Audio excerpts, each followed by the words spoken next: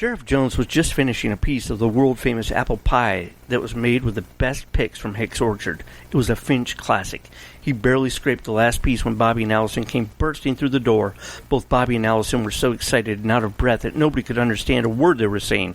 Yet it seemed important enough for the owner of Finch's Cafe, Joe, to pull the plug on his jukebox.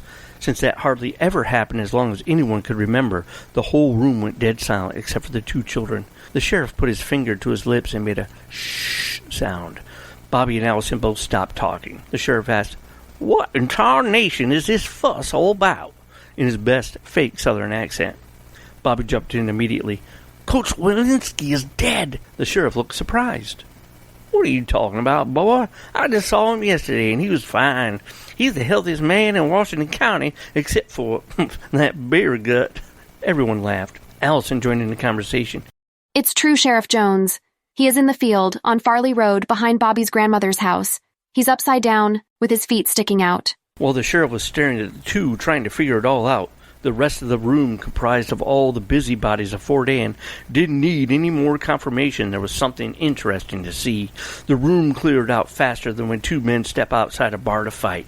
There was a race on to see who could be the next to witness this oddity. Shep barked at everyone as they ran by. The sheriff followed them out the door and yelled, "Now, we have speed limits in this community, and you be well advised to adhere to them, because I got a fresh ticket pad I'm ready to start using." Nobody had heard a word he said because there were about 8 F-150 pickups firing their diesel engines up, and there were 2 Mustangs spinning their tires out of the gravel driveway. In actuality, the only tickets Sheriff Jones gave out were to tourists going through the town on Route 4 on their way to Vermont.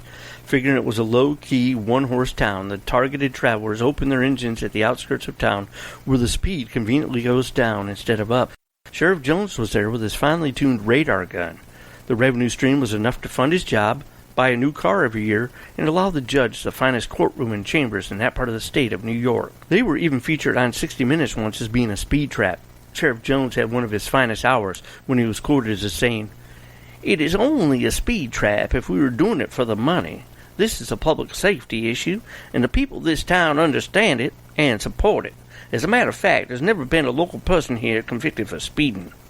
And that was true. The sheriff relied on an honor system that had worked well, until today. Bobby and Allison had made the speedy 5-mile trek on their bikes to inform the sheriff in record time. They left their bicycles out front at the cafe. Nobody locked anything. There was never any crime in Fort Anne except for the occasional murder.